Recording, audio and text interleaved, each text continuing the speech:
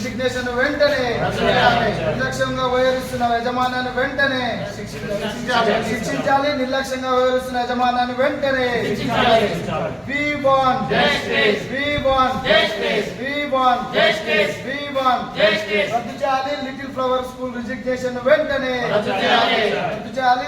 Little flower resignation వెంటనే ఆదుకోవాలి. విద్యార్థి తల్లిదండ్రులను వెంటనే ఆదుకోవాలి. విద్యార్థి తల్లిదండ్రులను వెంటనే అధికారుల నిర్లక్ష్యం మొండి వైఖరి అధికారుల మొండి వైఖరి అధికారుల మొండి వైఖరి. వీళ్ళిద్దరు నా పిల్లలు.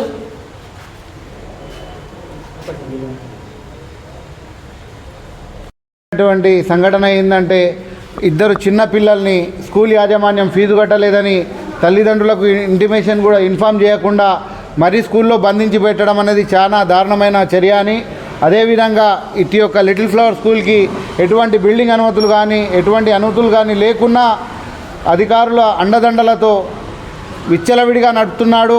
అక్కడ చూస్తే లిఫ్ట్ది కూడా అది తీసి ఉన్నది, అది పెద్ద గుంత ఉన్నది. చిన్న చిన్న పిల్లలు వాళ్ళు పడి రేపటి రోజు వాళ్ళ ప్రాణాలకు ఏదైనా హాని జరిగితే మరి ఎవరు బాధ్యత వహిస్తారనేది మరి మేము ఈ విధంగా మేము తెలియజేస్తున్నాం.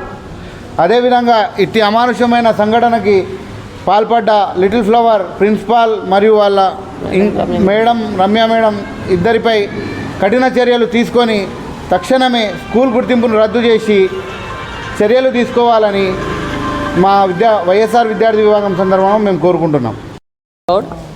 దేవరకొండ. నా పిల్లలు చేత్ర దానవి, ఒక ఆమె యూకేజీ, ఒక ఆమె నర్సరీ.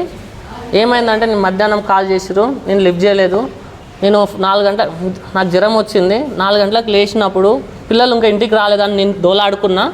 అప్పుడే మా వైఫ్ని అడిగితే ఇంకా రాలేదని అడిగితే డ్రైవర్ కాల్ చేసిన. డ్రైవర్ ఏమన్నాడంటే రమ్య మేడం ప్రిన్సిపాల్ ఇద్దరు కలిసి మీరు ఫీజు కట్టినందుకు మీ పిల్లల్ని అలానే ఉంచుతాం, వాళ్ళు వచ్చినాక పంపిస్తామని అన్నారు. టైం 6 అవుతుంది, అప్పటికి రాలేదు. దానివల్ల నేను అందరు ఈడికి వచ్చి అడిగేకల్లా వాళ్ళు ఈ నుంచి వెళ్ళిపోయారు.